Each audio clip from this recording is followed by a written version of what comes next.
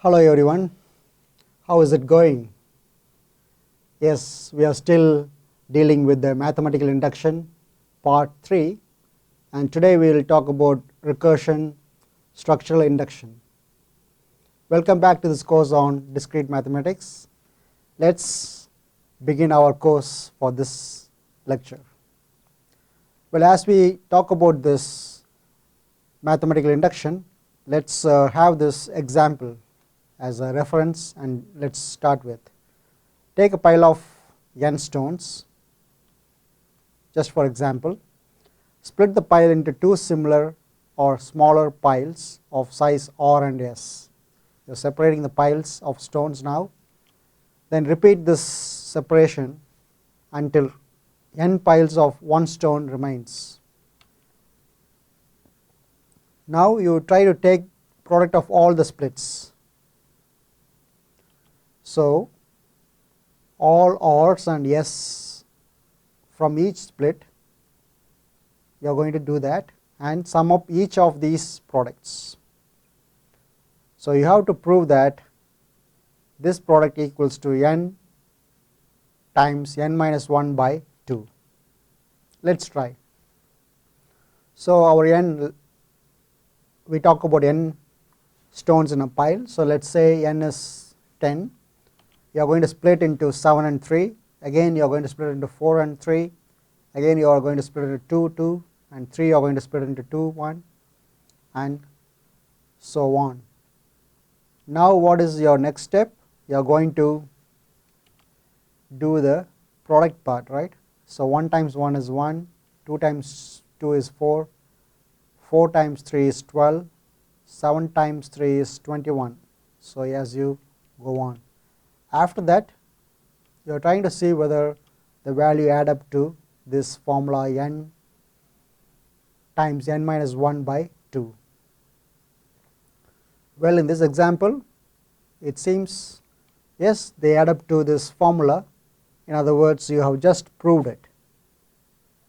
So this is an interesting thought, that at times you will be asked to prove such things. This is just a formula where you have to prove this sequence of events. As we have seen here, we will show it is true for a pile of n or k stone and show that it is true for k plus 1 stone. Well, this in fact sounds similar to the induction principles that we have seen earlier in one of our lectures. So P of k means that it is true for k stones. So your base case is n equals 1, and if n is 1, then there is no need to split. So the sum of the product is going to be 0. So that is n times n minus, that is 1 times 1 minus 1 by 2, that is 0. So the base case can be proven there. But your inductive hypothesis assume that P of 1, P of 2 till P of k are all true, and for your, that is for the strong induction. So the inductive hypothesis, you have done that, and then inductive step is that to show P of k plus 1 is true. For that we assume that we split the k plus 1 pile into a pile of I stones and a pile of k plus 1 minus I stones.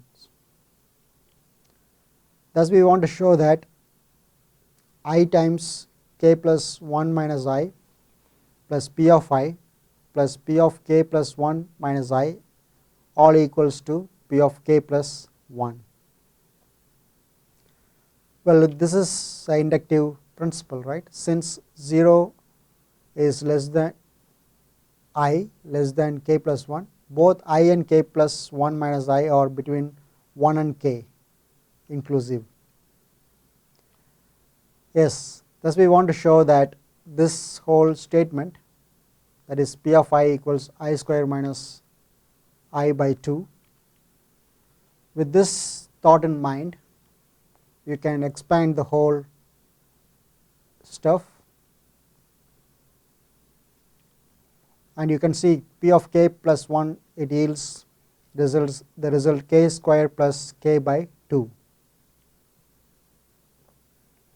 So, as you proceed this further, you will notice that this whole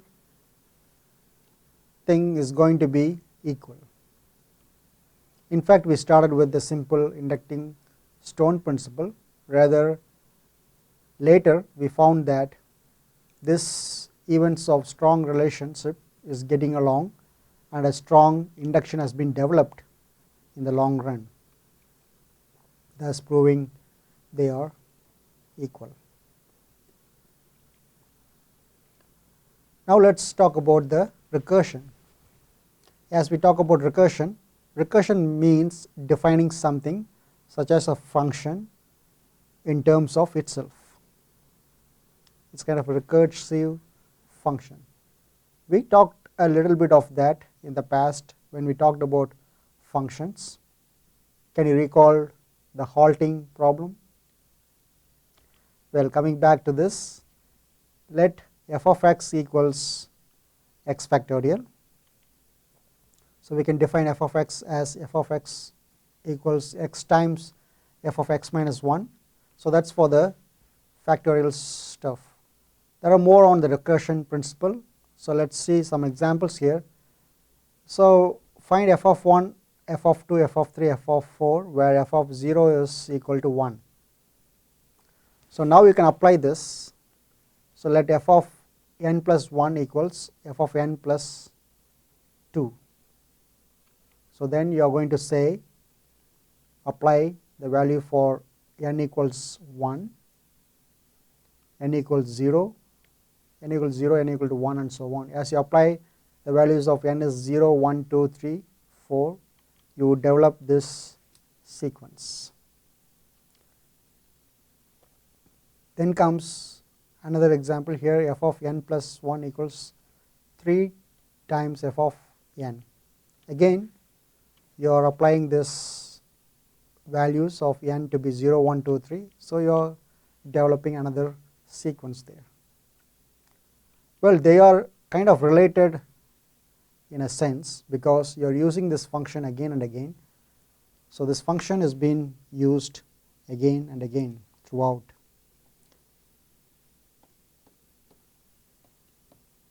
So, in this example, it has been used and a constant term is added. In this example, a constant term has been multiplied as we use this function, and the value that is you are feeding to the function is also changing. Then that is why the recursion is quite powerful tool. When it repeats itself, it can yield a, or it can make a bigger problem into more simpler one. Say, take this example here again. You are applying the values of n to be 0, 1, 2, 3. So, as you apply, you develop this sequence, but remember this is repeating. The function f of 0, f of 1, f of 2, f of 3, they are the same function, but the value of feeding in is just different. You can see another example here. It develops a sequence, but the function is repeated. Again, this Fibonacci sequence, we talked about the Fibonacci sequence earlier. It is kind of a recursive function, but initially, since it has two values 1 and 1, it sounds to be not recursive. So, this formula of recursion and non-recursive form of Fibonacci series is given here, but you can take some time to examine these formulas and see how it works. Well, now let us see how it goes for the base case. We know that function f of 1 and f of 2 is 1, because for a Fibonacci sequence, the first two elements are 1 and 1. After that, you are going to use the previous elements and add up. So, yeah, sometimes some people talk about the 0 element, the first element to be 1 and 1. Well, here is an example of how a function can be written for a Fibonacci sequence, a simple one. A code has been given to you for your reference. So, if n equals 1 or n equals 2, return 1. So, which means that the first and second element is 1, otherwise you are going to add the previous 2 elements. That is quite simple. Well, here is another form here. So you can talk, or you can see about this recursion definition as well as more on this recursion. I hope you can take some time to browse through some values in the internet and see what other interesting features that you find using recursion. So there are some bad recursive definitions. For example, here consider f of 0 is 1, f of n is 1 plus f of n minus 2. So here what is f of 1? Yeah, again here f of 0 is 1, f of n is 1 plus f of minus n. What is f of 1? Well, such definitions, why is this a bad recursive? Just try to put the value of f of 1 here and see what happens. That is 1 minus 2. It's going to be like having a minus value, and it doesn't really define what is required. Defining sets via recursion. So like similar things we had in the past, you have base case and the recursive step. So base case is like a basis step and the recursive step. Set of positive integers. Let us take this example of set of positive integers.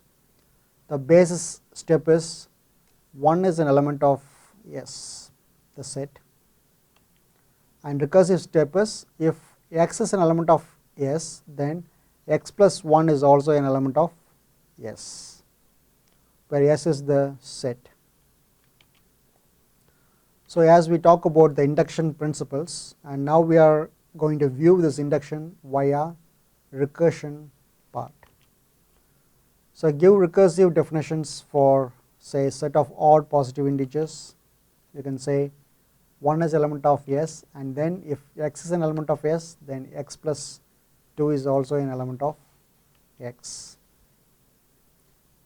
Set of positive integers, the power of 3, where 3 is an element of S, and again if x is element of S, then 3 times x is also an element of S. So what we are showing here is the first element as well as the recursive step is to be true. Again, set of polynomials with integer coefficient. 0 is an element of S, and again if p of x is an element of S, then p of x plus c times x power n is also element of S, where c is element of z and n is element of z, and n is greater than 0, where z is set of positive integers. Strings, again you can use, like say for example lambda is the empty string, sigma is the set of all letters like a, b, c till z. A set of letters can change depending upon the problem that we have in hand. So we can define a set of string as summation star as follows. So base step lambda, that is the empty string, is an element of this one, sigma star or sigma asterisk.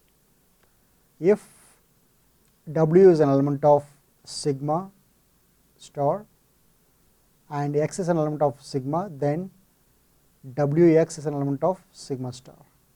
That is to be very simple proof. Thus sigma star, yes, the set of all possible strings that can be generated with alphabets. So it is countable infinite or uncountable infinite. So that is one of the questions you can think about. But if a set is bound, then it can be finite, and sometimes you can still define a set without having a perfect bound. Let sigma equals 0 and 1, and thus sigma star is set of all binary numbers. Well, all binary strings all possible computer files, which is represented by means of binary numbers. String length via recursion. So how do you define a string length recursively? We can say like slash lambda equals 0, the basic step, or recursive step is slash wx equals slash w plus 1 if w is an element of sigma star and x is an element of sigma, slash within quotes you have the string AAA, or you can also have a string AA plus 1 or A plus 1, again just the strings, empty string plus 1, just the 0. As you can see, the result is going to be 3 there. More on string via recursions. Give examples, or let's see this one. Give a recursive definition for a set of strings that are palindrome. What is a palindrome? A palindrome is the one that can be read from both directions. It has the same values. So we defined set P, which is set of all palindromes. So lambda is an element of P. Second basis step, x is an element of P and x is an element of sigma. So a recursive step is xpx is element of P if x is element of sigma and P is element of P. So as we go on, you can think about other string elements which are related to palindrome. Just for your reference, you can think of some values like MADAM, madam, like if you go this way MADAM, or if you go this way where MADAM, they are the same. So pros and cons, let's look at some of the pros here. Recursion is easy to program and easy to understand, whereas cons are you have to consider many things here for recursive part. For example, consider the recursive Fibonacci generator. How many recursive calls does it make? F of 1 is 1, f of 2 is 1, f of 3 is 3, f of 4 is 5, 5 is 9, 10 is 109, and so on. In fact, if we supposed to have 8 here, I suppose that's 8. So there are a lot of values you can think of as we go on to use the recursive function. At 1 billion recursive calls per second, it would take over 2200,000 years to perform the whole computation of recursive scheme. That's 1 billion recursive calls per second. Yeah, the fastest computer today that can perform that task, but still it takes a huge time. Yes, time complexity is one of the cons or one of the disadvantages of using recursion. Let's look at more on recursion and induction. Consider the recursive definition of this factorial problem. For example, f of 0 is 1, f of n is equal to n times n minus 1. So f of 0 is the base case there, and you have this step, inductive step or recursive step. In other words, if you talk from recursion point of view, yes, you have the step of inductive step. It's sort of like an induction there. And again, if you consider a set of all integers that are multiple of 3, you have this set of all integers that are multiple of 3. You can also represent that, for example, for all values of x such that x equals 3 times k, where k is an element of z plus, that is set of all positive integers. By recursive definition, you can say basis step is 3 is an element of the set S, and recursive step is if x is an element of S and y is an element of S, then x plus y is an element of S. That's quite basic definition, right? You can think of some examples and see. Say for example, if x is 6 and y is 9, then 6 plus 9 is 15. 15 is still an element of S, right? Yeah. So let's say, how do you see a proof via induction? Prove that S contains all integers that are divisible by 3, and let A be the set of all integers divisible by 3. So you have to show that S and A, they are equal. So you have two parts again to show that S is a subset of A and A is a subset of S. So to show that, our basic principle is that P of n equals 3n, which is an element of S. So our basic step is P of 1, that is 3 times 1 is an element of S. So our basic step of recursive definition is this one. We know that it is multiple of 3, so it can be divided by 3. And then comes the inductive hypothesis. We assume that P of k equals 3 times k, which is element of S. In other words, for any value k, still this holds true. Inductive step is that is the assumption. Then we have to show that P of k plus 1 is also true. So 3 times k plus 1 equals 3k plus 3, and 3k is an element of S by inductive hypothesis. We already know that. Therefore we can say 3 is an element of S by means of basis case. Thus 3k plus 3 is an element of S by means of this recursive definition. Thus we have shown that we can use a similar steps to show that A is a subset of S. What did we just do using this recursive part? If you notice further, we showed that base cases is true, then we assume that inductive step is true. After the assumption, we showed inductive proof, or by means of inductive step. We showed that each of the parts were belong to S, the set S. The parts being 3k belong to S, 3 belong to S. Showed that since both parts were in S, by recursive definition, the combination of these parts also belongs to S. That's what we showed in the previous slide. So that is 3k plus 3 is an element of S. So this kind of proof is called a structural induction. So we talked about recursive ideas. Now we are into a new type of proof. It's called structural proof. Now we are trying to see a structure that are related. Let's define what is a structural proof, and let's talk about this structural induction.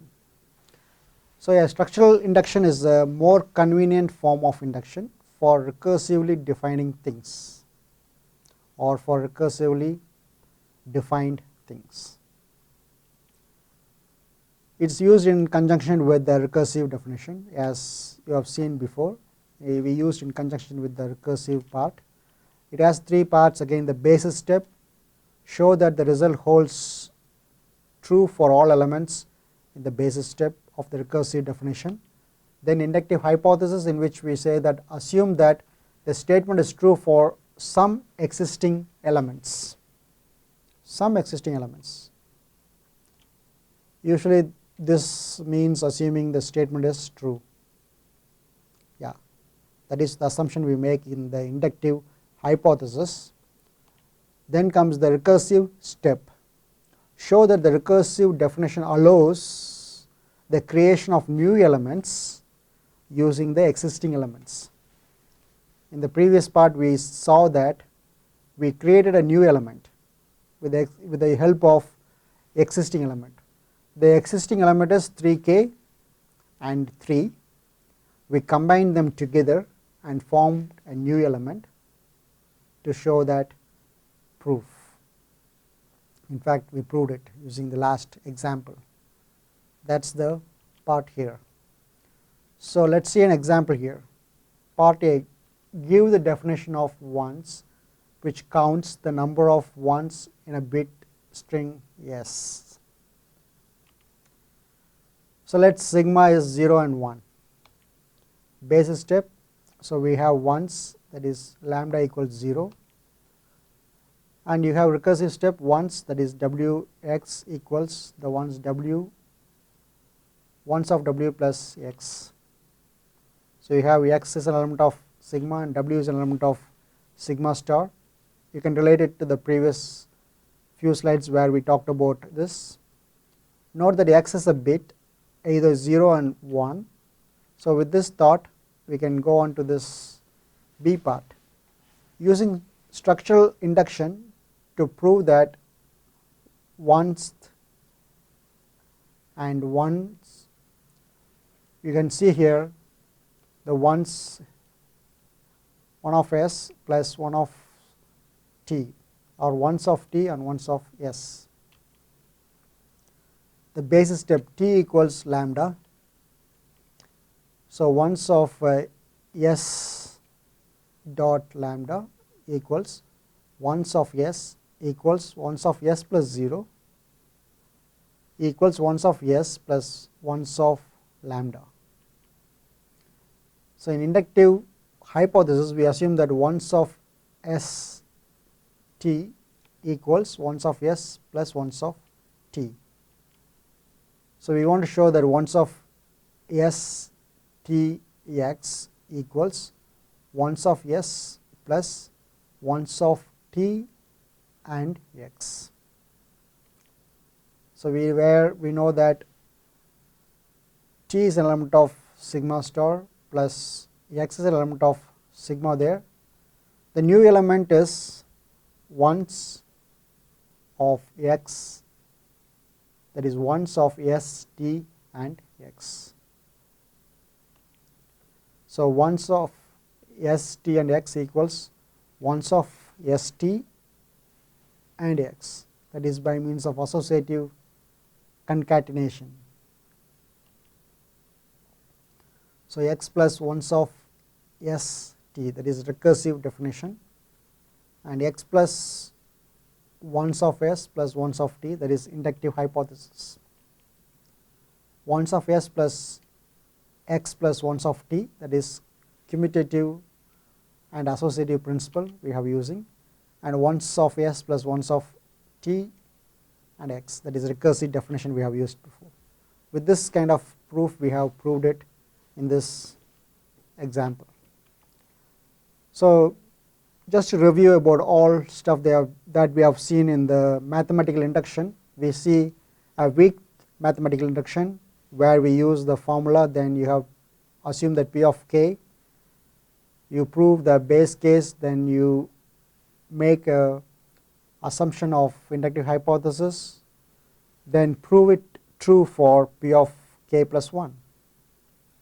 Whereas in a strong mathematical induction, of course we have the formula, usually the formula not provable via normal induction methods. So we assume that it is true for P of 1, P of 2 till P of k, and we have to prove for it's true for P of k plus 1. Of course even we have to show it's true for base case. We use the inductive steps. And for structural induction, here we go via recursion.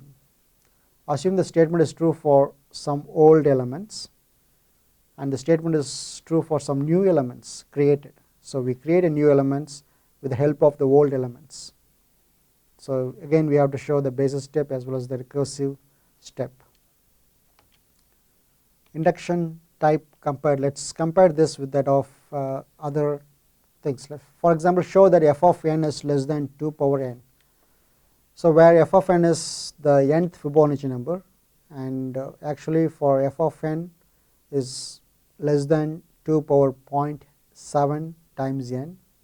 So anyway, that's hard to be, I don't want to spend time in proving that right now. Just for your definition and references I have given here this part. Say for example the basis step of f of 1 is 1, f of 2 is 1, so that has been proved. Recursive step is f of we are using the previous two terms, f of n minus 1, f of n minus 2. So base case we have shown true. In this example we have to show true for base case. So f of 1 equals 1 less than 2 power 1, that is 2. F of 2 is 1 is less than 2 power 2, yeah, that is true. We have proved it. So by means of this inductive hypothesis via weak induction method, if you assume that f of k is less than 2 power k, and if you have to prove that f of k plus 1 is less than 2 power k plus 1. So let us try to manipulate things. As you progress using this inductive step, we can relate with that of inductive hypothesis. So each term is less than the next term, therefore f of k is greater than f of k minus 1. Thus you could say that f of k minus 1 is less than f of k less than 2 power k. Therefore you can rightly say that f of k plus 1 is equals to f of k plus f of k minus 1, which is less than 2 power k plus 2 power k, that is nothing but 2 power k plus 1. So thus by means of weak induction you have proved it. Via strong induction, if you want to try it out, then f of 1 is less than 2 power 1, f of 2 is less than 2 power 1 till f of k minus 1 is less than 2 power k minus 1, and f of k is less than 2 power k. So you have to assume that it is true for all these values, elements, and finally you have to show that inductive step, you have to prove this one, f of k plus 1 is less than 2 power k plus 1. So that is the inductive step. Now you are taking along, you are comparing with that of inductive hypothesis. Yes, we know that f of k minus 1 is less than 2 power k minus 1. So you are using this relation there, and thus you are trying to show it. Finally you have proved it using a strong mathematical induction. How about a structural induction? So inductive hypothesis is there, f of n is less than 2 power n. You are going to follow a recursive step. So you have to show it is true for a new element that you are going to create, f of n plus 1. So we know that f of n is less than 2 power n by inductive hypothesis. So each term is less than the next term, therefore f of n is greater than f of n minus 1 here. Thus f of n minus 1 is less than f of n less than 2 power n. So therefore the same thing applies here. Finally you have 2 power n plus 1 for this part, and you have been proving using the structural induction. Another way of structural induction is by means of having the recursive step. You have to show it for new element f of n plus 1. So what we are doing here is, we know that f of n is less than 2 power n by inductive hypothesis. Therefore we know that f of n minus 1 is also less than 2 power n minus 1, again by means of inductive hypothesis. Therefore we can say that f of n plus f of n minus 1, when you have this together, that is nothing but 2 power k plus 2 power k minus 1, that is less than 2 power k plus 1. Thus again another way of showing it. Yes, here the difference is that we are using 2 old elements versus 1 new, or in other words we just use the old elements to show that it is true. As we progress in these examples, essentially we have to show that by means of mathematical induction, but at times it is hard to find an example to work well for all the induction types. For example, the structural induction will work for some recursive problems which weak or strong mathematical induction will not. So we have some things like trees, strings, etc., for which structural induction can perform. But as far as the recursive definition examples is concerned, say for example you have these examples like a sub n is 4n minus 2, where you have forming a sequence, and a sub n is equals 1 plus minus 1 whole power n, you have another sequence. So as you have these different sequences that are from the recursive definition, note that it is possible for you to have more than one answers to these questions for a sub 1 for all these 4 examples as well as a sub n. Well, today we have seen about structural induction as well as the recursion part, and again I like you to work on this principles. Don't get confused with the recursive step as well as structural induction.